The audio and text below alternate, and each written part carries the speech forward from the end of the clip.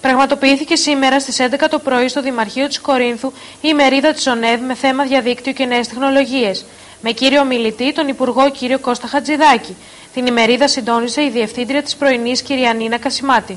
Όταν εμένα μου ζητήθηκε από τους διοργανωτές να συμβάλλω από την δική μου πλευρά σε αυτή την όλη διοργάνωση, δέχτηκα χωρίς δεύτερη σκέψη. Και αυτό όχι γιατί μας ενώνουν κάποιοι κοινοί αγώνες, αλλά γιατί αυτός ο πυρήνας των παιδιών, των νέων ανθρώπων, που έχει δραστηριοποιηθεί έντονα το τελευταίο διάστημα, πρέπει να βρει και συνοδοιπόρους και υποστηρικτές.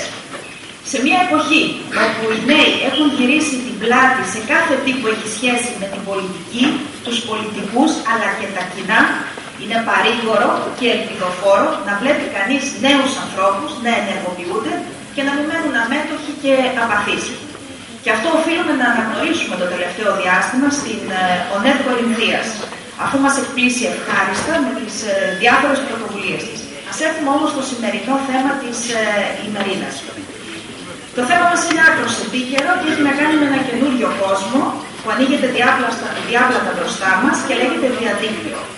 Θα επιλέξουμε να μείνουμε μακριά από τη νέα εποχή ή θα βουτήξουμε στον ωκεανό των γνώσεων και των δυνατοτήτων που μας προσφέρει? Αρκετές απαντήσεις θα λάβουμε από τις εξηγήσεις των σημερινών ομιλητών μας. Το Υπουργείο που έχω, ξέρετε, δεν είναι από τα πιο εύκολα πράγματα που μπορεί να σου τύχουν στη ζωή. Και το βλέπετε στη τηλεόραση συχνά. Αντιμετωπίζεις προβλήματα που έχουν να κάνουν με την καθημερινότητα, αντιμετωπίζεις αντιδράσεις όταν θα αναλλάξεις κάποια πράγματα, υπάρχουν συμφέροντα που ενδεχομένως θίγονται από κάποιες αλλαγές και επομένως απαιτείται πολύ μεγάλη και διαρκής φυσική παρουσία στο γραφείο μου, στην Αθήνα, στο Υπουργείο, προκειμένου να αντιμετωπίζω όλες αυτές τις καταστάσεις. Όμως δεν μπορούσα να πω όχι στην πρόσκληση της ΟΝΕΔ Κορινθίας για δύο λόγους. Πρώτον, γιατί το θέμα της σημερινής ημερίδας είναι ένα ενδιαφέρον και σύγχρονο θέμα, το οποίο είναι στις αρμοδιότητες μου. Το δεύτερος και κυριότερος λόγος που αποδέχτηκα την πρόσκληση είναι γιατί, Πρόεδρε, ακόμα είμαι ένας από εσάς.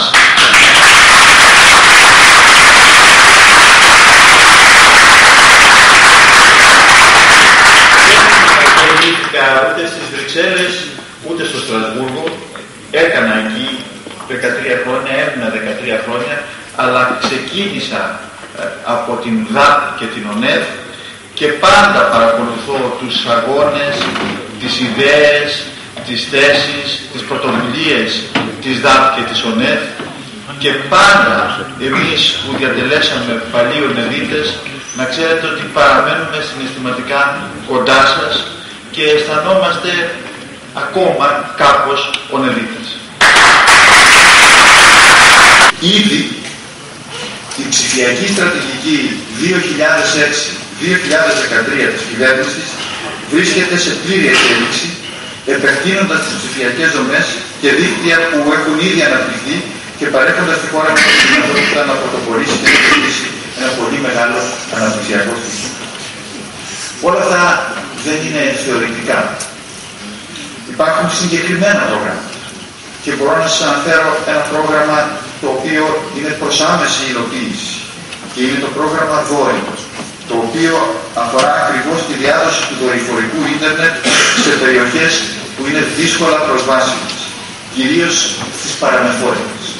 Η Ελλάδα χαράσει μια στρατηγική υπέρβασης μεταβαίνοντας στις πιο σύγχρονες ψηφιακές δράσεις που υπάρχουν στον κόσμο. Συζητάμε για την ίσως μεγαλύτερη δημοκρατική επανάσταση που συνέβη ποτέ, καθώς όλοι μέσω του διαδικτύου μπορούν να διατυπώσουν και να προβάλλουν την άποψή τους, να κοινοποιήσουν σκέψεις, προτάσεις, προβληματισμούς. Και όλα τα μέλη που μόχθησαν για το σημερινό αποτέλεσμα που βλέπετε. Τον τηλεοπτικό σταθμό Action TV, την εφημερίδα Πρωινή και το ραδιοφωνικό σταθμό My Radio, που αποτέλεσαν χορηγούς επικοινωνίας της ημερίδας μας.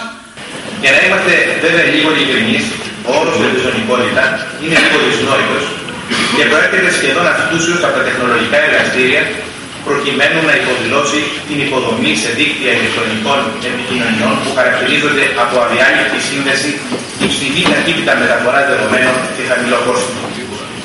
Ίσως μέχρι σήμερα δεν έχει γίνει κατανοητό σε μεγάλο τμήμα του ελληνικού πληθυσμού τι προσφέρει στην καθημερινότητα του πολίτη ο όρος ευρυζωνικότητα, και γι' αυτό γίνεται μια συνεχής προσπάθεια από όλους τους φορείς, από την ομαρχιακή αυτοδιοίκηση, από τους δήμους, από τα επιμελητήρια, για να ενημερωθεί ο πολίτης για τη νέα τεχνολογία. Για το ασύρματο δίκτυο είμαστε ιδιαίτερα περήφανοι που γίναμε ο πρώτος δήμος στην Πελοπόννησο, όχι στο νομό Κορινθίας, και ο δεύτερος εδώ στην Ελλάδα μετά τα τέταρτα της Θεσσαλίας.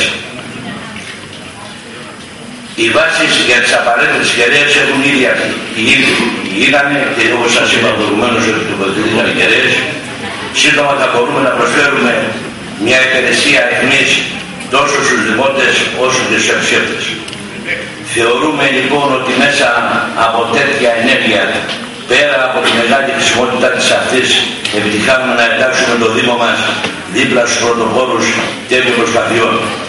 Η εξέλιξη των νέων τεχνολογιών βοηθά πάνω απ' όλα στην άμεση επικοινωνία, στη συλλογή των νέων πληροφοριών, στη συλλογή των προσωπικών δεδομένων, και καλείται το δίκτυο από την άλλη πλευρά να δημιουργήσει ένα θεσμικό πλαίσιο το οποίο να προστατεύει τα δεδομένα. Στην καθημερινή μας ζωή αυτή τη στιγμή κάποιος ο οποίος θα το θελήσει μπορεί μέσα από το στίγμα του ηλεκτρονικού που αφήνουμε σε κάθε μας ενέργεια, στην τράπεζα, όταν χρησιμοποιούμε ηλεκτρονικές κάρτες ή όταν μπαίνουμε σε ένα πάρκινγκ και καταγράφει ο αριθμός κυκλοφορίας, μπορεί να αναδιατυπώσει ή να καταχωρήσει όλες μας τις ενέργειες από τη στιγμή που ξυπνάμε μέχρι τη στιγμή που ξανακοιμόμαστε.